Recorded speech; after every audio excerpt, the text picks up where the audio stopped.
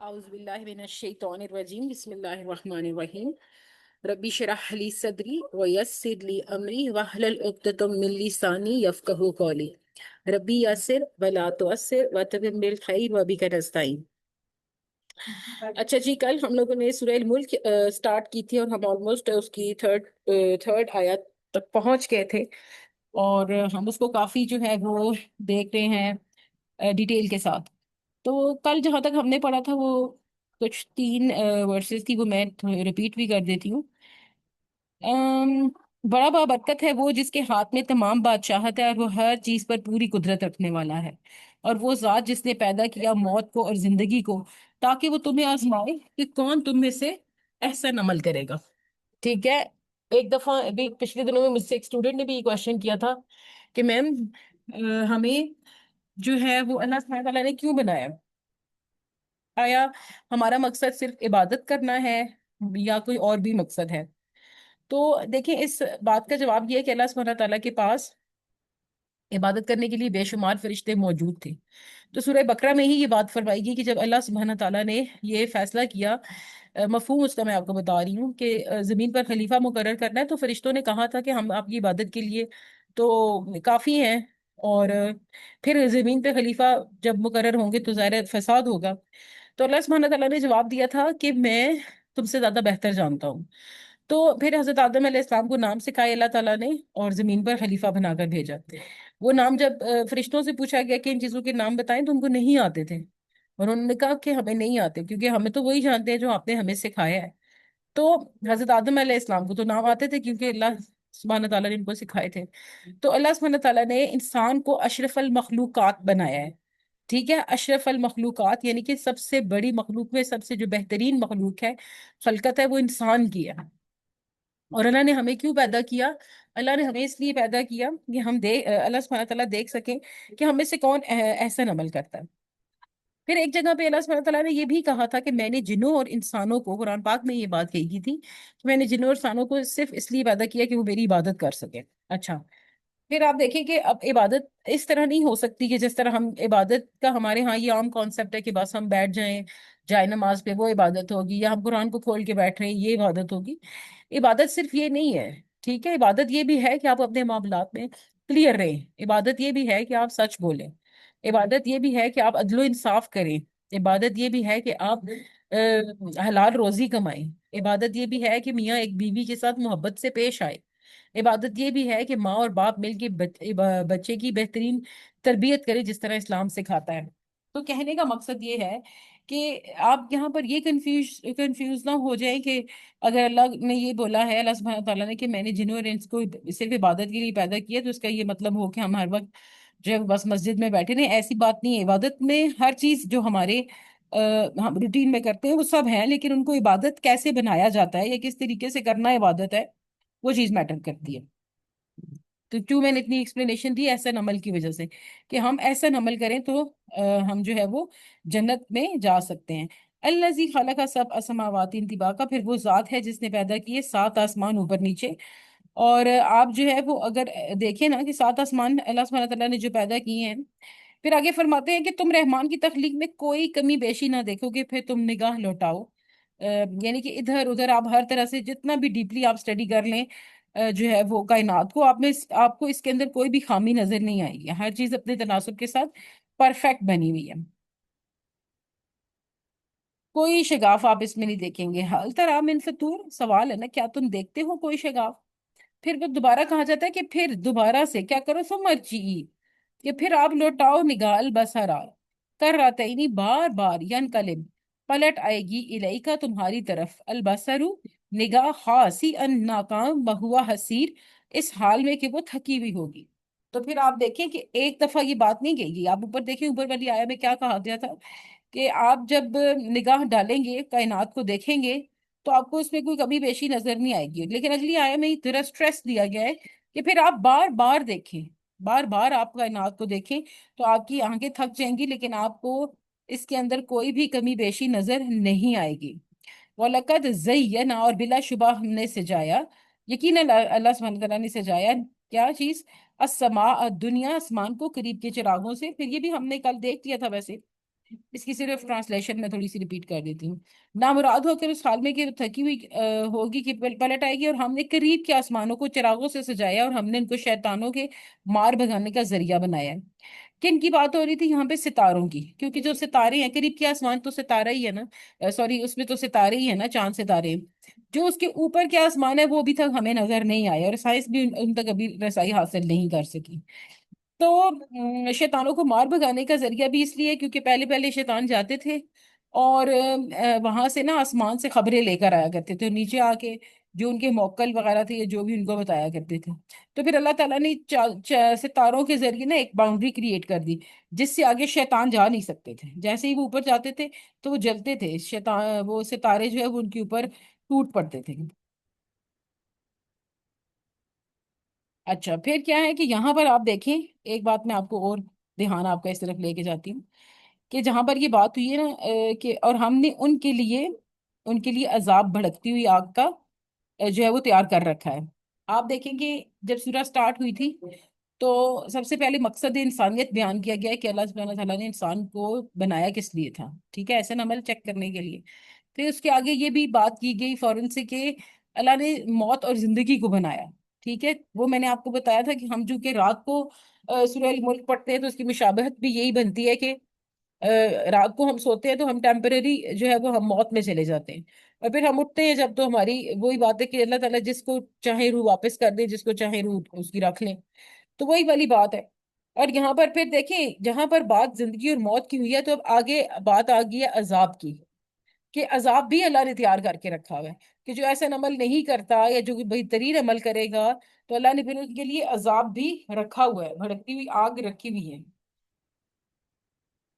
وَلِلَّذِينَ كَفَرُوا بِرَبِّهِمْ، اور ان لوگوں کے لیے جنہوں نے کفر کیا اپنے رب کے ساتھ، عذاب جہنم، عذاب ہے جہنم کا، وبئس المصیر، اور وہ بہت برا ٹھکانہ ہے، بہت برا ہے ٹھکانہ.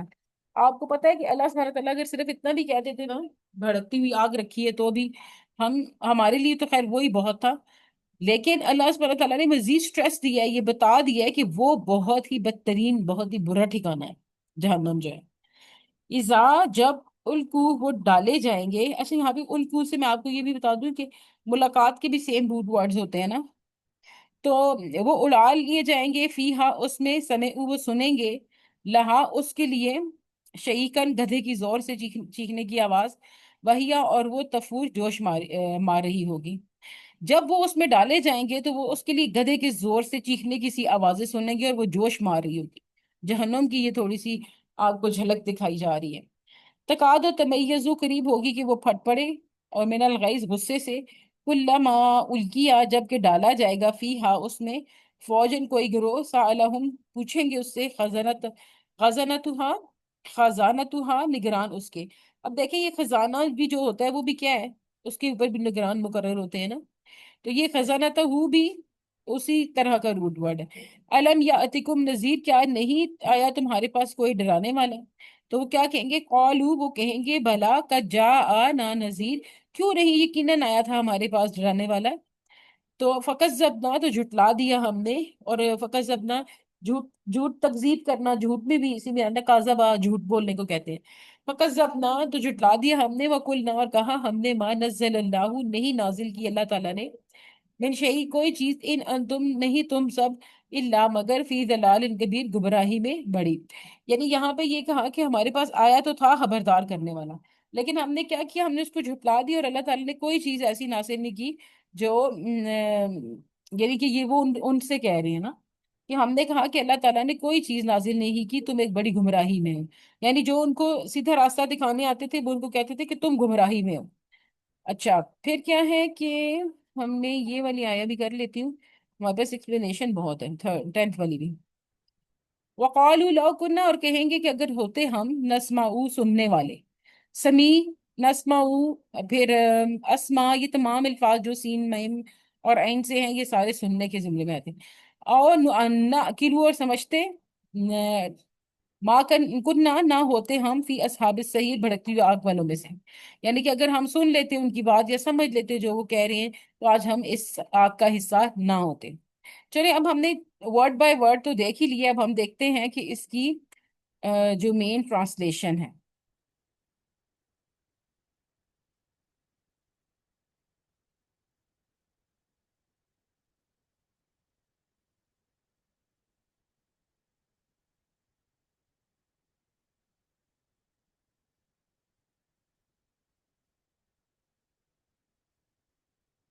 ہم نے پہلے پڑھا تھا تبارک برکت منی ہے، یعنی کسی چیز میں اللہ تعالیٰ کی طرف سے خیر کا ثابت ہونا، تو تبارک الذی کیا تھا؟ بڑا برکت والا ہے وہ، جس کے ہاتھ میں تمام بادشاہت ہے، یعنی خیر ہی خیر ہے، اللہ سبحانہ تعالیٰ کی طرف سے ہر طرف سے خیر ہی ہوتی ہے۔ اچھا ہم لوگوں نے کیا تھا جی، مین ہم لوگوں نے پڑھ لیا تھا یہاں تک،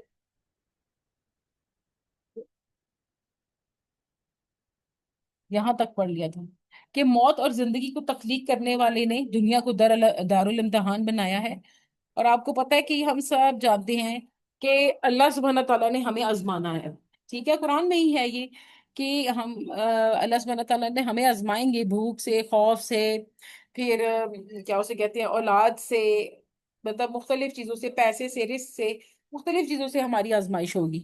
یہ کبھی ہمیں دے کے آزمایا جائے گا اور کبھی ہم سے لے کر آزمایا جائے گا۔ وہ ذات ہے جس نے موت اور زندگی کو پیدا کیا، اور اللہ تعالیٰ نے زندگی اور موت کو حکمت عالیہ سے پیدا کیا ہے۔ یہ نہیں کہ ویسے ہی بس اللہ کا دل کیا تو اللہ نے موت پیدا کر دی، تو اللہ کا دل کیا تو زندگی، بلکہ ایک پراپر حکمت ہے اس کے پیچھے، اللہ سبحانہ تعالیٰ کی بہت بڑی بڑی جو ہے وہ اسٹریٹجیز ہیں۔ تم کیسے اللہ تعالیٰ کے ساتھ کفر کرتے ہو، اللہ کے تم بے جان تھے اور اس تمہیں زندگی عطا کی، پھر تمہیں موت دے گا اور پھر تمہیں زندہ کرے گا، پھر اسی کی طرف لوٹائے جاؤ گے۔ اچھا یہاں پہ آپ یہ ذہن میں رکھیں، کل بھی اس بارے میں بات ہوئی تھی کہ موت کوئی فائنل ڈیسٹینیشن نہیں ہے، کوئی فائنل چیز نہیں ہے۔ موت فائنل ہے صرف اس چیز کے لیے کہ ہمارے اعمال بند ہو جائیں گے، اصل میں تو ہماری زندگی موت کے بعد شروع ہوگی نا، جس کو کبھی موت نہیں آنی۔ اب یا تو وہ ہوگی جہاں پہ ہم جہنم میں جائیں گے، اور یا وہ ہوگی جہاں پہ ہم جنت میں جائیں گے۔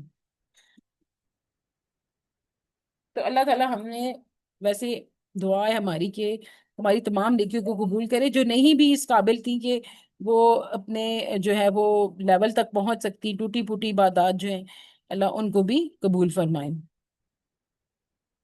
تو آپ دیکھیں علماء نے یہ کہا ہے کہ موت جو ہے وہ زندگی کو بالکل ہی فنا نہیں کرتی، وہ تو ایک گھر سے دوسرے گھر میں منتقل کرنے والی ہے، یعنی موت بیسیکلی اینڈ نہیں ہے، بلکہ وہ کیا ہے کہ وہ ٹرانزیشن ہے، جس میں آپ ایک چیز سے دوسری چیز کے اندر ایک جہان سے دوسرے جہان میں آپ داخل ہو جائیں گے۔ پھر ہم نے یہ بھی دیکھا تھا کہ جب مردہ مر جاتا ہے تو وہ سنتا بھی ہے، دیکھتا اور محسوس کرتا ہے۔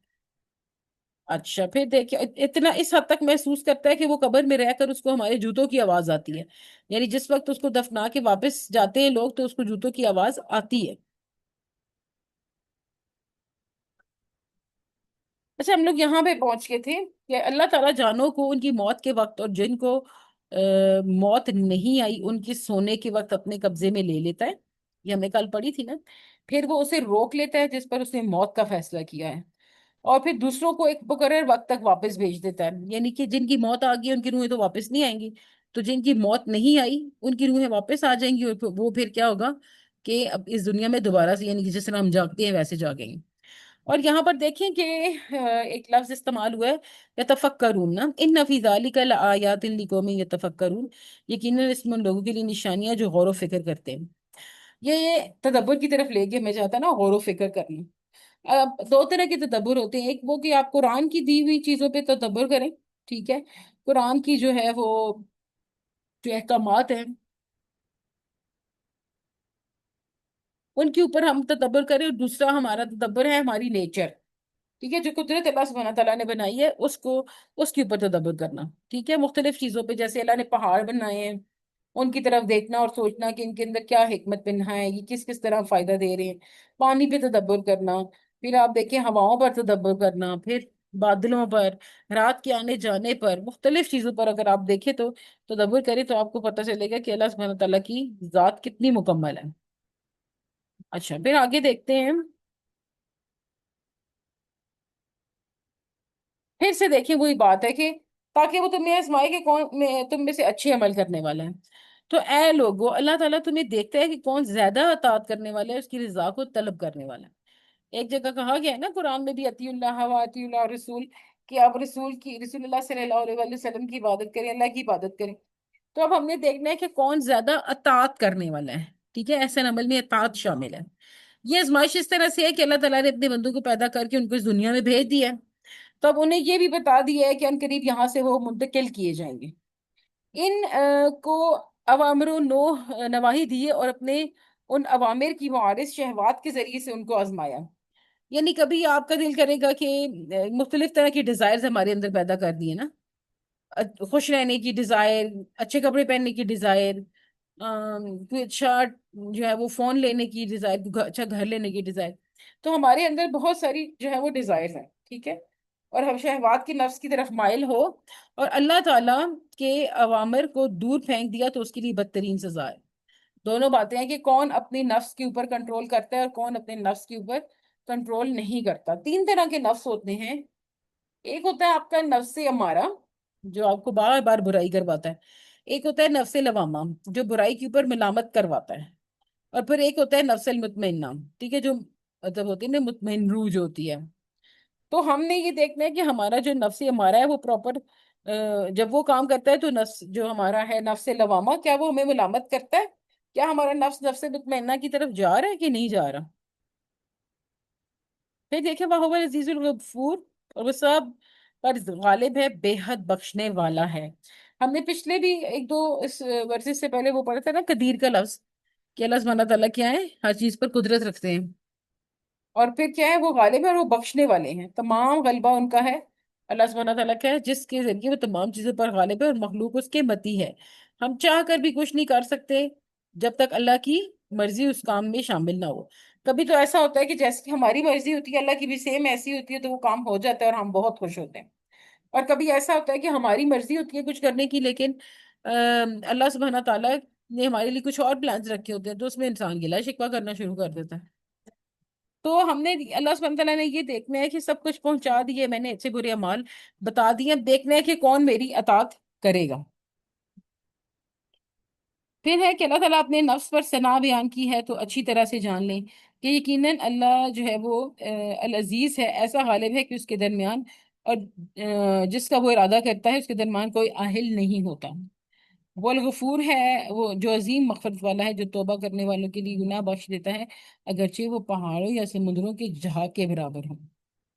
ماشاء اللہ. اب دیکھیے کہ اللہ سبحانہ تعالیٰ کی قدرت اور اللہ سبحانہ تعالیٰ کی رحمت کتنی وسیع ہے اور کتنی شدید ہے کہ جتنے بھی گناہ ہوں اللہ سبحانہ تعالیٰ قدرت رکھتے ہیں کہ وہ سارے کے سارے معاف کر. ایک منٹ.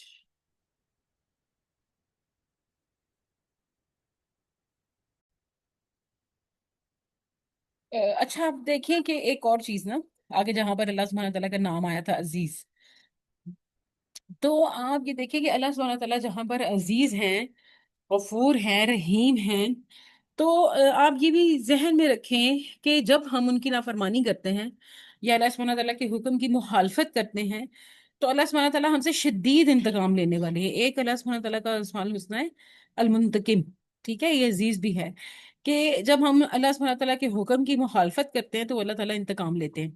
اچھا ہم میں سے عموماً لوگ سوچتے ہوں گے، کئی لوگ بلکہ سوال بھی کرتے ہیں کہ جو کفار ہیں، یہ تو کھلا کھلا اللہ سبحانہ تعالیٰ کی جو ہے وہ جو احکام ہے ان کی مخالفت کر رہے ہوتے ہیں، ان کے گیس چل رہے ہوتے ہیں، کلبنگ کر رہے ہیں، بیئر پی رہے ہیں، سب کچھ کر رہے ہیں، لیکن کیا ہے کہ اللہ سبحانہ تعالیٰ ان کو مزید نواز رہے ہیں.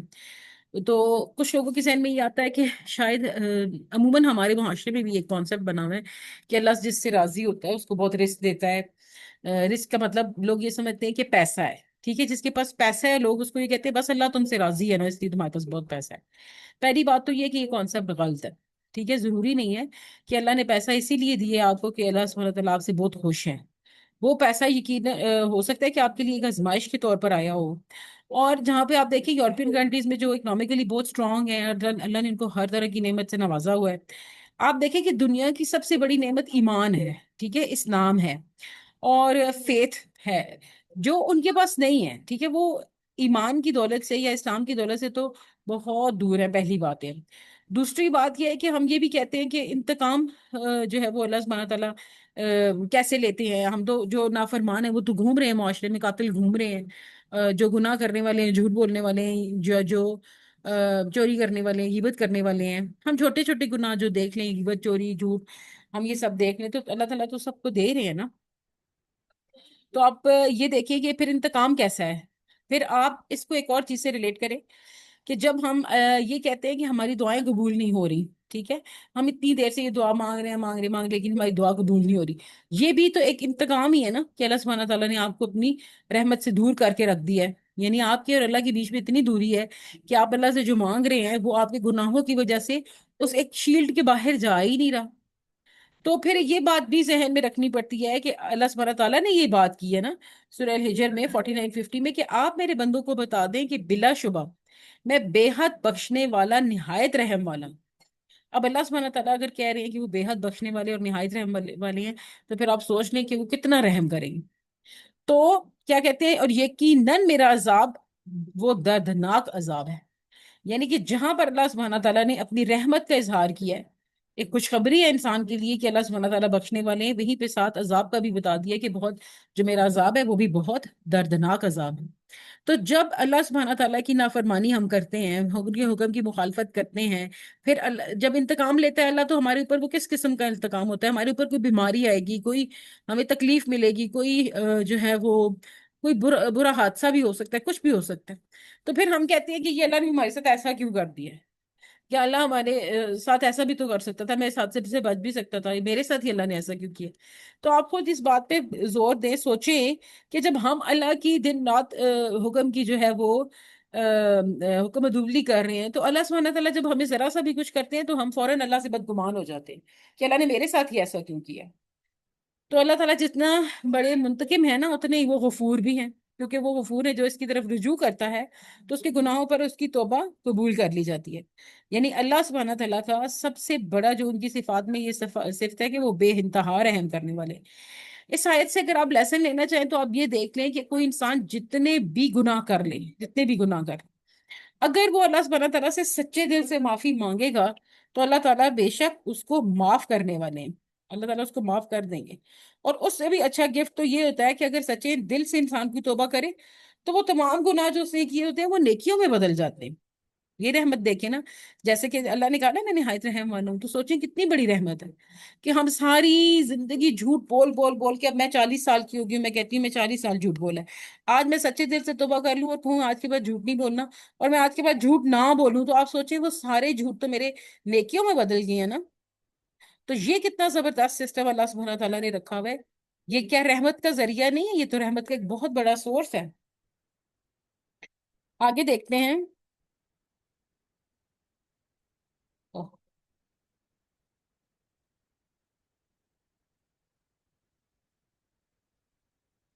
یہاں تک تو ہم نے دیکھ لیا نا کہ اللہ سبحانہ تعالیٰ بخشنے والا ہے. اب آگے کہ اللہ تعالیٰ سب پر غالب ہے اور یہ یعنی کہ اس سے ڈر کر نیک عمل کرتے رہو اور اگر کوئی گناہ ہو جائے تو فوراً توبہ کر کے معاف کروا لو کیونکہ وہ غالب ہونے کے باوجود کثرت سے معاف کرنے والا بھی ہے.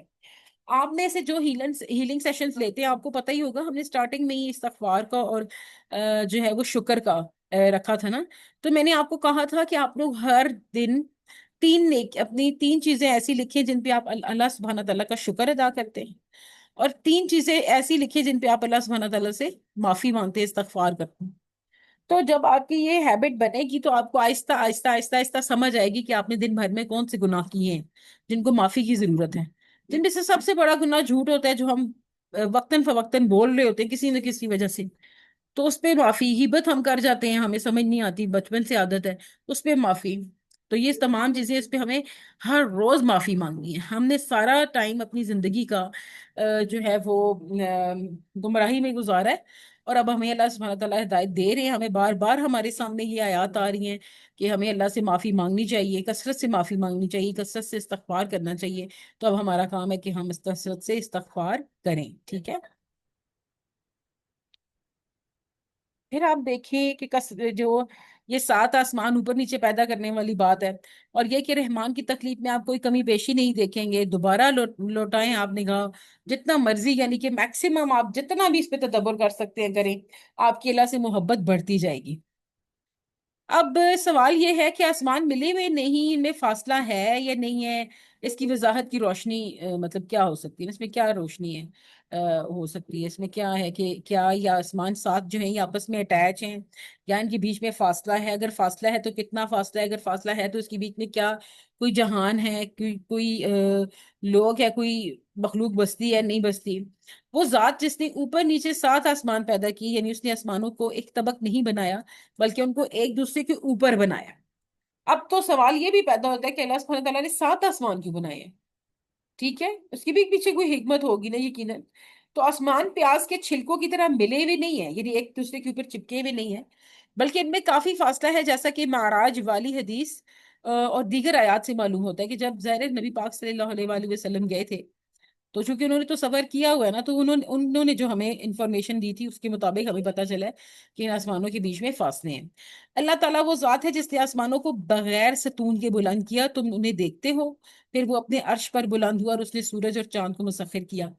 دیکھیں کہ جب ہمیں یہ بات ہمارے ذہن میں ڈالی گئی اس آیت کے ذریعے کہ اللہ سبحانہ تعالیٰ نے 7 آسمان پیدا کیے اور کیا ہے کہ وہ ایک دوسرے کے ساتھ ہیں، اوپر نیچے ہیں، تو ان میں تو سمجھ آتی ہے نا. اچھا، تو پھر آسمان کے اوپر تدبر تھوڑا سا کرنا بنتا ہے اس آیت کو دیکھنے کے بعد، جب آسمان کی طرف اشارہ آیا ہے تو اللہ تعالیٰ نے جو ہے وہ جب ہم اس کو دیکھیں تو سورہ رعد کی آیت نمبر 2 میں ہے نا یہ، کہ اللہ تعالیٰ وہ ذات ہے جس نے آسمان کو بغیر کسی ستون کے بلند کیا ہے، تم انہیں دیکھتے ہو. پھر وہ اپنے عرش پر بلند ہوا اور اس نے سورج اور چاند کو مسخر کیا، ہر ایک مقرر مدت کے لیے چل رہا ہے. اللہ تعالیٰ ہی سارے کام کی تدبیر کرتا ہے، وہ نشانیاں کھول کھول کر بیان کرتا ہے تاکہ تم اپنے رب کی ملاقات کا یقین کرو. ہم اس بات کو بھلائے بیٹھے ہیں کہ ہم نے مرنا ہے. موسٹلی ہم اپنے پورے دن میں کسی بھی ٹائم ہمیں یہ خیال نہیں آتا کہ کیا پتہ یہ میرا آخری لمحہ ہو، کیا پتہ آج میرا آخری دن ہو. ہم میں سے کتنے لوگ یہ بات سوچتے ہیں؟ آپ دیکھیں یہ بہت گہری بات ہے. ہم میں سے کتنے باندے یہ بات سوچتے ہیں کہ آج میں سو جاؤں گا تو میری روح اللہ کے پاس چلی جائے گی، تو پتہ نہیں اللہ واپس کریں گے کہ نہیں کریں گے، کیا پتہ یہ میری آخری رات ہو. تو اسی لیے کہتے ہیں نا سونے سے پہلے سب کو معاف کر دینا چاہیے، کیونکہ جب ہم کسی کو معاف نہیں نہ کرتے تو ہمارے اپنے جو اعمال ہیں نا، نیکیاں ہیں، وہ سب قبول نہیں ہو رہی ہوتی، وہ رکی ہوئی ہوتی ہیں. اور جب تک ہم لوگوں کو معاف نہیں کرتے تب تک اللہ سبحانہ تعالیٰ ان کو قبول نہیں فرماتے، تو وہ وہیں پہ اسٹک ہیں.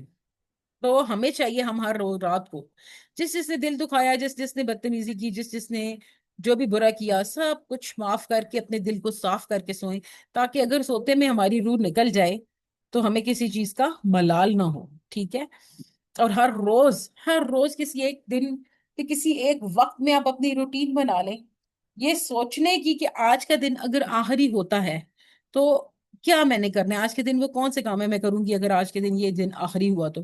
صبح اٹھتے ساتھ ہی سوچیں اس بات، اور وہ یہی سوچ رکھ کے اگر آپ پورا دن گزاریں اور ایسا آپ کچھ دن کرتے رہیں تو آپ اپنی موت کے بارے میں کافی کانشیس ہو جائیں گے کہ وہ کسی بھی ٹائم آ سکتی ہے اور ہمیں اس کے لیے الرٹ رہنا چاہیے. تو اللہ تعالیٰ نے کیا کیا، ہمیں اللہ تعالیٰ کی ملاقات پر یقین رکھنا چاہیے کہ ہم نے مرنا ہے. اور اللہ نے دیکھی کس قدرت سے ہماری یہ آسمان بنایا ہے کہ بنا کسی ستون کے کھڑا کیا ہے، پھر اس میں چاند تارے سب کچھ سورج وغیرہ کھڑا کیا ہے. اور آپ دیکھیں جب یہ تمام چیزیں آپ دیکھیں گے کہ بغیر ستونوں کے کھڑا ہوا ہے آسمان، اور پھر آسمان کی تمام چیزیں جو آسمان کے اندر موجود ہیں وہ بھی بغیر ستونوں کے کھڑی ہوئی ہیں، تو یقیناً آپ یہی کہیں گے کہ یہ کوئی بہت ہی کمال کا جو ہے وہ نظام ہے جو اللہ سبحانہ تعالیٰ نے بنایا، اور اس میں کوئی اس تخلیق میں کوئی کمی بیشی نہیں ہے. تفاوت دیکھیں، تفاوت کا لفظ یہاں پہ یوز ہوا ہے. اور ما ترا فی خلق الرحمن من تفاوت، تفاوت کا مطلب کیا ہے؟ فات بمانی کسی چیز کے انسان کی دسترس سے اتنا دور ہو جانا کہ اس کے حاصل کر لینا اس کے لیے دشوار ہو. یعنی کہ یہاں پر تفاوت کا مطلب کیا ہوگا کہ آپ اتنا جو ہے وہ اللہ سبحانہ تعالیٰ نے جو ہماری کائنات بنائی ہے وہ اتنی پرفیکٹ ہے کہ اگر ہم اس میں سے کوئی نقصان کوئی خامی نکالنا چاہیں بھی تو وہ خامی اتنی دور ہے کہ اس خامی کو نکالنا مشکل، بہت ہی دشوار ہے. اور تفاوت بمانی دو چیزوں کے اوصاف ہے اس طرح مختلف ہونا کہ اس میں سے ہر ایک کا وصف دوسری چیز کے وصف کو فوت کر رہا ہو. ٹھیک ہے، یہ دو اس کے معنی ہے. یعنی دو چیزوں کا آپس میں بے ربط بے جوڑ ہونا، آپس میں لگانا کھانا، اور ان میں عدم تناسب ہونا. تو یہاں پر اگر دوسرے معنی کے ساتھ دیکھیں تو آپ یہ کہہ سکتے ہیں کہ اللہ سبحانہ تعالیٰ کی جو بنائی ہوئی مخلوق ہے، یہ چیزیں ان میں کہیں پر بھی کوئی بھی ایسی چیز نہیں ہے جس میں کوئی ایرر ہو یا کوئی عدم تناسب ہو. ہر چیز بہت ہی پرفیکٹ طریقے سے بنے گی. مطلب یہ ہے کہ اللہ تعالیٰ نے اس کائنات میں جو بھی چیز پیدا کی ہے اس کا مقصد دوسرے سے نہ ٹکراتا ہے اور نہ بے جوڑ اور بے ربط نظر آتا ہے. ہر چیز کا ایک مقصد، اس کا ایک وجہ اور اس کی کوئی نہ کوئی حکمت عملی نظر آتی ہے. یعنی کوئی خلل اور نقص آپ کو نظر نہیں آئے گا. جب نقص کی ہر لحاظ سے نفی ہوگی، یعنی آپ کو کوئی نقص نظر نہیں آیا، تو پھر وہ ہر لحاظ سے خوبصورت، کامل اور متناسب بن گئے. یعنی اپنے رنگ میں، اپنی حیت میں، اپنی بلندی، اپنے سورج कवाबे सवाबत और सियारात यानी स्टार्स हो गए, मैं खूबसूरत और मुतनासिब हैं। चूंकि इनका कमाल मालूम है, इसलिए अल्लाह ताला ने इनको बार बार देखने और उनके किनारों पे गौर करने का हुक्म दिया है। ये जगह जगह पे आप कुरान में देखेंगे, अल्लाह किस तरह दिन रात सितारे पहाड़ इन सब के ऊपर गौर व फिक्र करने के बारे में कहते हैं। फर्जी इल बसरा हल तरा मिन फतूर, फिर तुमने कहा लौटाओ, क्या तुम्हें शिगाफ दिखता है, यानी बार बार गौर व फिक्र करने से भी क्या देखो, क्या कोई खलील नजर आता है। तो रहमान की जो तख्लीक है उसमें कोई ऐब या नुक्स नहीं है, ऊंच नीच नहीं है, हेर फेर नहीं है, इख्तलाफ और किसी किस्म के तनाकुस नहीं है, बेढंगापन और बेजाब्तगी नहीं है, बल्कि अल्लाह का सिस्टम क्या है, परफेक्ट है। अब देखें, नजर थक जाएगी लेकिन रहमान की तख्लीक में कोई खलल नहीं ढूंढ सकेगी। इसकी वजाहत क्या है जी, सुमा हसीब की रोशनी में करें जरा। तो आप देखें कि जवाब ये है कि सुम और जियल बसरा कराते हैं कि फिर बार बार निगाह लौटाओ, यानी बार बार देखो। बार बार देखने से क्या है कि निगाह तुम्हारी तरफ नामुराद होकर उसी हाल में थकी हुई वापस आएगी। कोई नुक्स देखने से आजिज होकर जलील होकर थक कर वापस लौटोगे। कोई ऐब, कोई खलल, कोई बेकायदगी, कोई सुराख, कोई शिगाफ, कुछ भी नजर नहीं आएगा। टूट फूट जो भी है निगाह जमा कर देखो, कोई टूट फूट, कोई जोड़ पैमन नजर नहीं आएगा। कोई कोई आपको पैमंद आसमान में नजर आता है, जमीन पे कोई आपको जो है वो कोई जोड़ फोड़ नजर आती है? यकीनन अल्लाह ताला की हर तख्लीक कामिल, मजबूत और खूबसूरत है। सुभान अल्लाह, अल्हम्दुलिल्लाह। फिर आप देखिए, और हमने करीब के आसमानों को चिरागों से सजाया और हमने उन शैतानों को मार भगाने का जरिया बनाया। यानी कि जो करीब का आसमान है उसका एक मकसद ये भी है, एक दो मकसद एक तरह से देखे जाए तो क्या है, जो करीब वाला आसमान है एक मकसद उसको सजावट, डेकोरेशन हमारे स्काई की, और दूसरा मकसद शैतानों को मार भगाना। और हमने उनके लिए भड़कती हुई आग का जाप तैयार करके रखा हुआ है, क्योंकि बातें सुन सुन के ऊपर से नीचे बताते थे, तो इस वजह से उनके लिए अजाब भी है। तो सितारों को आसमान दुनिया की जीनत और शयातीन को मार भगाने का जरिया बनाया गया। इसकी वजाहत तरह करें तो क्या है, अगर हमने करीब के आसमान को चिरागों से सजाया, ठीक है, मुख्तलिफ इस्लाम की रोशनियां रखने वाले सितारे हैं, क्योंकि अगर आसमान में सितारे ना होते तो ये एक तारीक छत होती ना, जिसमें कोई हुस्न जमाल ना होता, बिल्कुल अंधेरा सा होता। लेकिन अल्लाह ताला ने इस तारों को आसमान की जीनत, हुस्न जमाल भी और रहनुमा बनाया। रहनुमा किस लिए? क्योंकि आपको पता है कुरान में ये भी तो बताया गया कि ये सितारे रास्ता मालूम करने के लिए भी इस्तेमाल होते थे। तो तीन इसके जो है ना हिकमत, हिकमतें वो कुरान में बताई गई है। एक तो सबसे जो पहले आसमान आता है उसकी तज़ीन व आराइश, दूसरा शयातीन को मार भगाना, और तीसरा जो है वो ये वाला था कि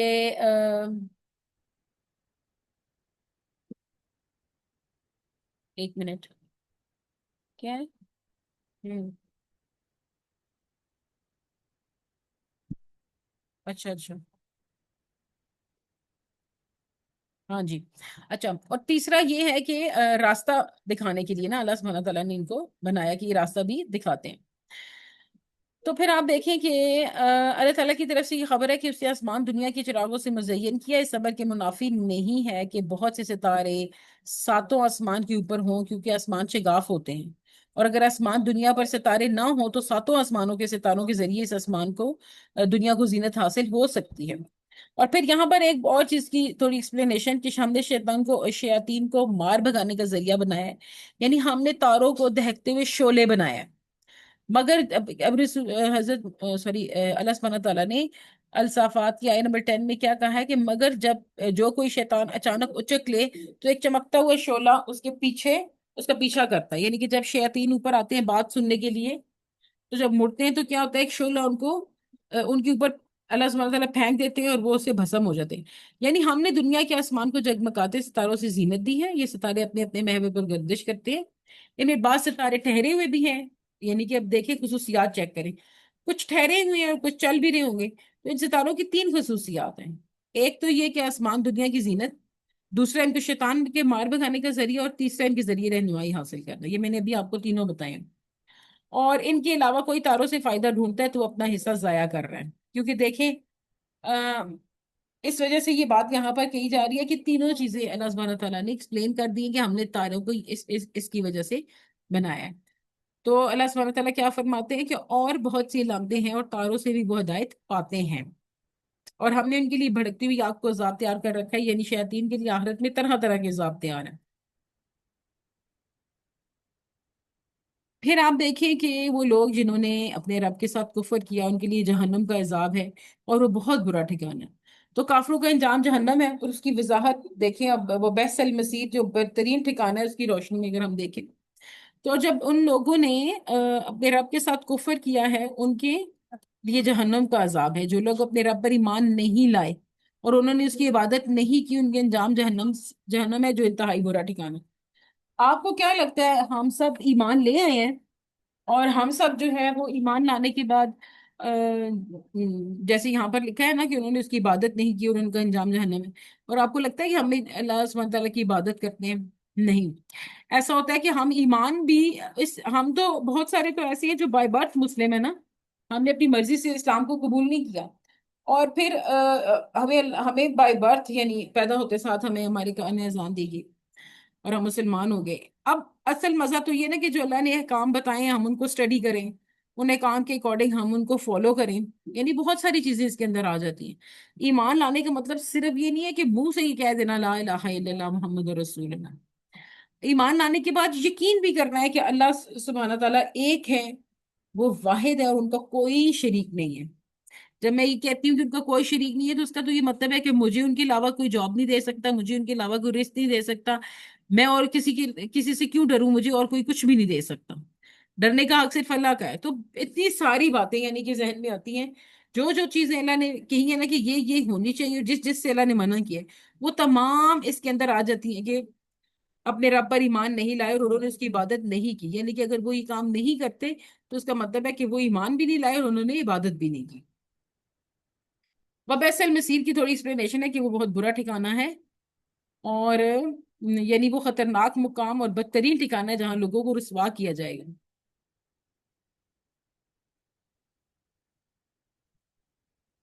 اچھا جی، ایک منٹ۔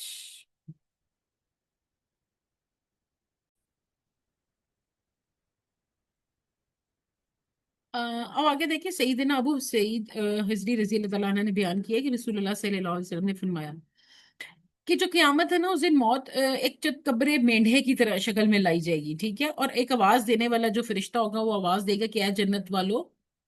تو جب وہ آواز دے گا نا اے جنت والو، تو تمام جنتی جو ہے وہ گردن اٹھا اٹھا کر دیکھیں گے کہ آواز دینے والا فرشتہ پوچھے گا کہ تم اس مینڈے کو بھی پہچانتے ہو؟ تو وہ بولیں گے ہاں یہ موت ہے، اور اسے ہر شخص اس کا ذائقہ چکھ چکا ہوگا، یعنی سب اس مینڈے کو جانتے ہوں گے۔ اسی طرح جو جہنمی ہے، کیونکہ ظاہر ہے وہ بھی انہوں نے بھی تو موت کا مزہ چکھا ہی ہے نا، تو وہ بھی اس مینڈے کو جانتے ہوں گے۔ تو جب وہ سب کہہ دیں گے نا کہ ہاں ہم جانتے ہیں، تو پھر کیا ہوگا کہ وہ اس مینڈے کو ذبح کر دیا جائے گا، ٹھیک ہے، اور آواز دینے والا جنتیوں سے کہے گا کہ اب تمہارے لیے ہمیشگی ہے، یعنی موت تم پر کبھی نہیں آئے گی۔ یہ مینڈا جب ذبح ہو جائے گا تو پھر اناؤنسمنٹ ہوگی کہ اب تم پر جو ہے وہ موت کبھی نہیں آئے گی، اور سیم اناؤنسمنٹ جہنم والوں کے لیے بھی ہے کہ اب تم ہمیشہ ادھر ہی رہو گے، اب تم پر موت نہیں آئے گی۔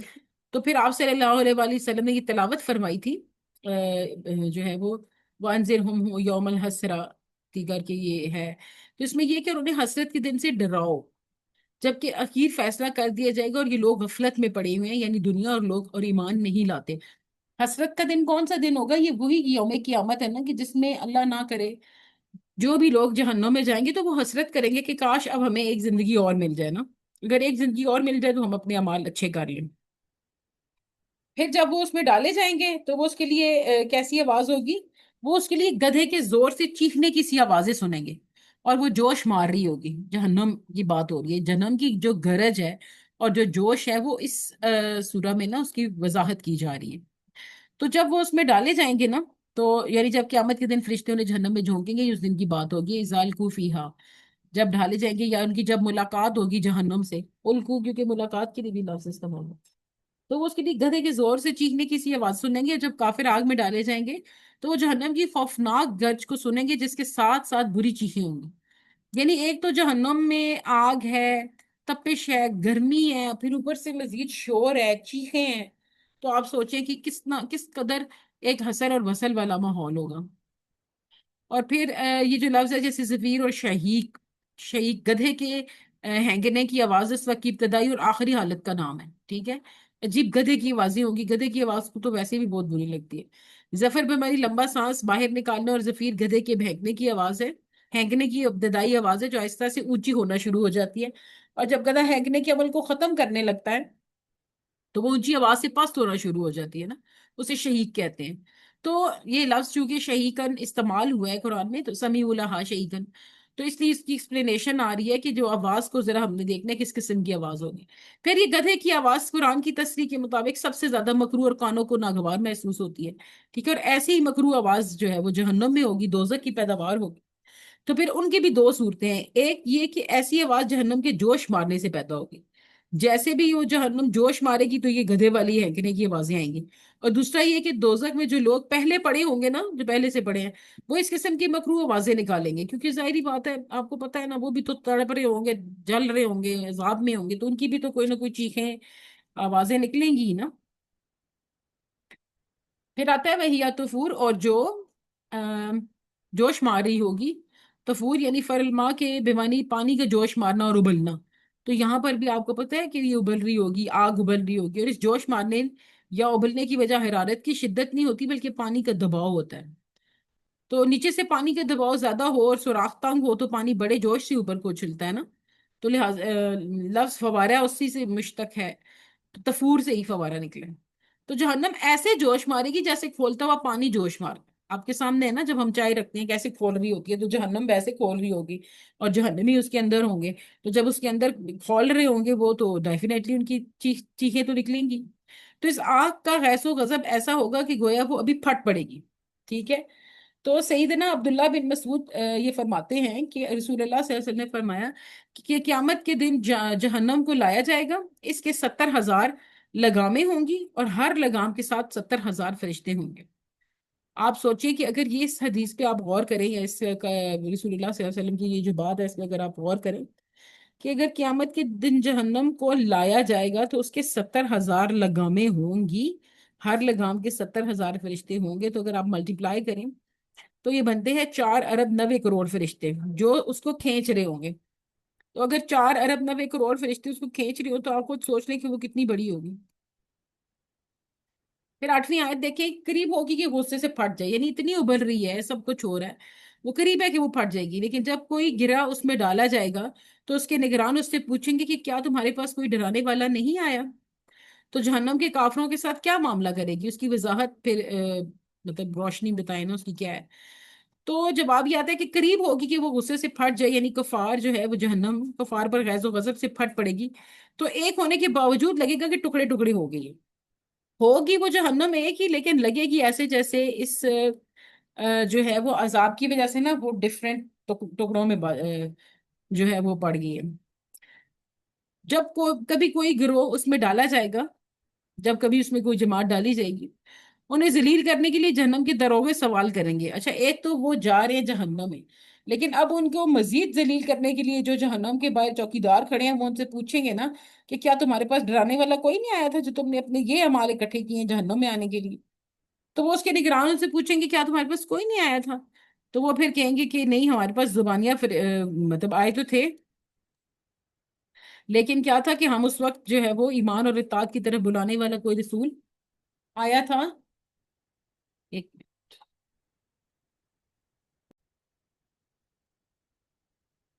اوکے، تو ان سے پوچھا جائے گا کہ ایمان اور اطاعت کی طرف بلانے والا کوئی رسول تمہارے پاس نہیں آیا تھا؟ تو وہ یہ کہیں گے کہ بھئی آیا تو تھا، لیکن ہم نے یہی سمجھا تھا کہ وہ مطلب جھوٹ بول رہے ہیں۔ یہاں پر آپ دیکھیں کہ کہتے ہیں کہ اور جن لوگوں نے کفر کیا وہ گروہ در گروہ جہنم کی طرف ہانکے جائیں گے، حتیٰ کہ جب وہ اس کے پاس پہنچیں گے تو اس کے دروازے کھول دیے جائیں گے جہنم کے، اور اس کے نگران ان سے کہیں گے کیا تمہارے پاس خود تم ہی سے کچھ رسول نہیں آئے تھے جو تمہیں تمہارے رب کی آیات پڑھ کر سناتے ہوں اور تمہیں اس دن کی ملاقات سے ڈراتے ہوں؟ تو وہ کہیں گے کیوں نہیں، لیکن عذاب کے بعد کافروں پر ثابت ہو گئی، یعنی کہ انہوں نے ظاہر بات نہیں مانی تھی۔ تو جہنم کے فرشتے پوچھیں گے کہ جہنم کا ایندھن کیوں بنے، یعنی کہ تم لوگ جہنمی کیوں بنے ہو، کیوں جہنم کا ایندھن بنے ہو؟ تو وہ کیا ساتھ پوچھیں گے کیا تمہارے پاس کوئی نبی نہیں آیا تھا جو تمہارے برے کام سے آگاہ کرتا؟ تو اللہ رب العزت کا یہ اصول ہے کہ کبھی کسی عذاب نہیں دیا جاتا جب تک کہ اس کے پاس رسول نہ بھیجے جائیں۔ تو آپ دیکھیں کہ کسی قوم پہ، جتنی بھی قومیں پہلے جتنی بھی جا چکی ہیں جن پہ عذاب آئے تھے، ان سب میں پہلے رسول آئے تھے نا جو ان کو تنبیہ کرتے تھے کہ یہ کام نہ کریں، جب وہ باز نہیں آتے تھے تو تبھی ان کی قوم کے اوپر عذاب آتا تھا۔ تو اور ہم کبھی عذاب دینے والے نہیں جب تک کہ ہم کوئی رسول نہ بھیجیں. پھر آگے کہتے ہیں وہ کہیں گے آلو بلا کجا، کیا کہیں گے کہ کیوں نہیں ہمارے پاس خبردار کرنے والا آیا تو تھا، تو ہم نے جھٹلا دیا اور ہم نے کہا کہ اللہ تعالیٰ نے کوئی چیز نازل نہیں کی. یعنی کہ وہ صفا قرآن سے منکر ہو جاتے تھے اور تم ایک بڑی گمراہی میں. الٹا انہوں نے ان کو ہی کہہ دیا نبیوں کو اور رسولوں کو کہ تم ہی گمراہی میں ہو. تو یہ جو کالو بلا کا جا آنا نذیرہ فکذبنا ہے، وہ کہیں گے کیوں نہیں ہمارے پاس خبردار کرنے والا آیا تھا، ہم نے اس کو جھٹلا دیا. اب فوراً کیا ہے کہ اللہ تعالیٰ کا مجرم کافر جواب دیں گے نا یہ والے. تو ہائے ہماری بدبختی، ہمارے پاس رسول آئے تھے، انہوں نے ہمیں منع کیا تھا، اپنے برے انجام سے آگاہ بھی کیا تھا، لیکن ہائے افسوس کہ ہم نے اس کو جھٹلا دیا اور ہم نے اس کو رسول مانا ہی نہیں، اور ہماری جو رکاوٹیں ڈالی ہم نے جھوٹا قرار دے دیا. یہاں پر رک کے ایک سوچنے والی بات ہے ہمارے لیے کہ ہمارے پاس تو جو ہے وہ وہی بات ہے کہ بہت ٹائم ہے. جو رسول آنے تھے ان کا سلسلہ اب ختم ہو چکا ہے نا، آخری نبی رسول اللہ صلی اللہ علیہ وآلہ وسلم آ چکے ہیں.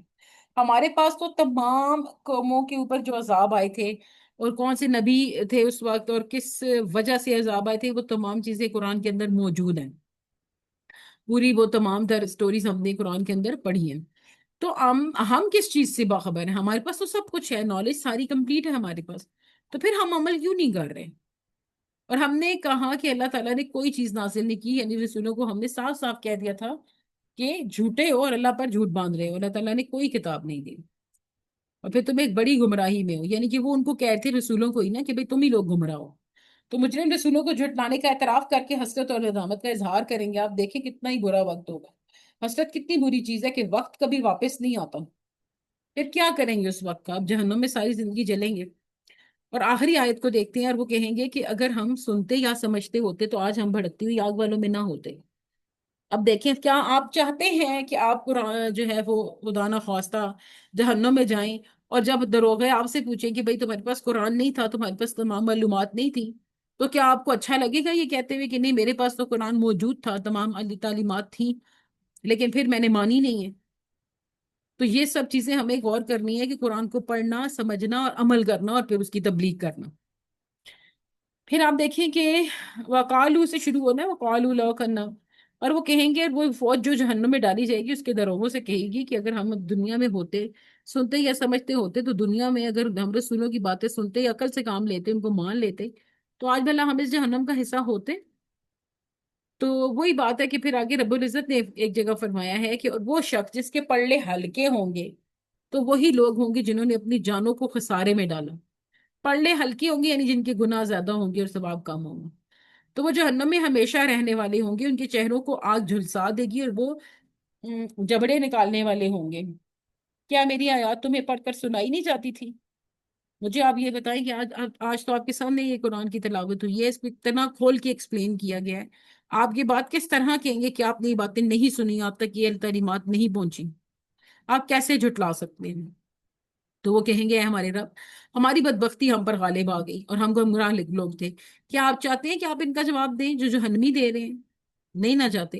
اے ہمارے رب ہمیں یہاں سے نکال، پھر اگر ہم دوبارہ کریں تو بلا شبہ ہم ہی ظالموں میں ہوں گے. تو اللہ تعالیٰ فرمائے گا یہی خوار ہو اور مجھ سے بات نہ کرو. کیا ہمارے پاس ہمارے اعمال میں کچھ ہے ایسا جو ہم پیش کر سکیں؟ اس لیکچر کے دوران تو چلیں جو بھی آپ نے سیکھا، اس کے بعد آپ تھوڑی دیر کے لیے بیٹھے، ایک پیج لیں، ایک پینسل لیں اور آپ لکھیں کہ میرا آج آخری دن ہے اور اللہ تعالیٰ کے سامنے بیٹھے اور کہہ رہے ہیں مجھے بتاؤ کون سے اعمال ہوں گے جن کی بنا پہ میں تمہیں جنت بھیجوں. تو وہ اعمال لکھیں آپ اپنے پاس. دیکھیں کتنے اعمال آتے ہیں، کوئی آتا بھی ہے کہ نہیں آتا، کوئی ایک دو تین چار، کتنے اعمال آئیں گے. آپ ان سے کیا کہیں گے میں نے کیا کیا کیا تھا مجھے جنت میں ڈالیں؟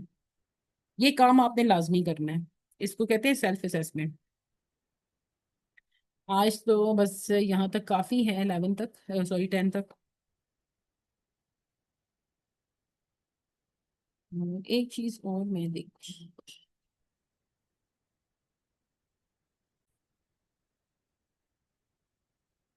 چلے آج کے لیے اتنا بہت ہے، 10 آیات ہم نے کی ہیں اور یہ بھی الحمدللہ ہمیں اچھی طرح سمجھ آ گئی ہیں. میرا یہاں تک خیال ہے کہ اب جب آپ اپنی طور سے ان 10 آیات کو، کہ آپ کا ہوم ورک ہے، آپ ان کو ایک دفعہ وتھ میننگ پڑھیں اپنے گھر میں اور انڈرسٹینڈ کرنے کی کوشش کریں اور اس کے پیچھے پورا وہ منظر لے کے آئیں جو کل ہم نے پڑھا اور آج ہم نے پڑھا. اور آپ انڈرسٹینڈ کرنے کی کوشش کریں اور دیکھیں، کیونکہ سورہ ملک کے تیسرا حصہ بنتا ہے نا 10 آیات. ہم نے کی ہیں. تو کیا آپ کو پڑھنے کے بعد یہ تمام جو باتیں ہم نے آج پڑھی ہیں، کل پڑھی تھی، آپ کے ذہن میں یہ آتی ہیں صرف ٹرانسلیشن پڑھنے سے یا صرف عربی پڑھنے سے؟ آپ کو یہ ساری باتیں یاد آتی ہیں، سمجھ آتی ہیں کہ نہیں آتی؟ ٹھیک ہے. عربی تو عربی کے ساتھ تو ہمیں ظاہر ہے یاد نہیں ہوگی، اگر ہم یاد کر لیتے ہیں تو بہت ہی اچھی بات ہے. لیکن نہیں بھی کرتے تو کیا ترجمہ دیکھ کے ہمیں یہ ساری باتیں یاد آ رہی ہیں، پڑھتے ہوئے ہمارے ذہن میں یہ ساری باتیں آ رہی ہیں؟ اگر آ رہی ہیں تو ویل اینڈ گڈ، اگر نہیں آ رہی تو پھر آپ یہ لیکچر دوبارہ سنیں، تاکہ جب آپ روزانہ پڑھیں گے آگے جا کے انشاءاللہ تو پھر ہمیں مطلب سمجھ آتا رہے گا. جیسے جیسے نا ہم پڑھتے رہیں گے ہمیں مطلب سمجھ آتا رہے گا. تو یہی اسی چیز کا ایسنس ہے. چلیں آج کا لیکچر یہیں پہ ختم کرتے ہیں، انشاءاللہ پھر کل ملاقات ہوگی، ہم 11 سے سٹارٹ کریں گے. Thank you very much.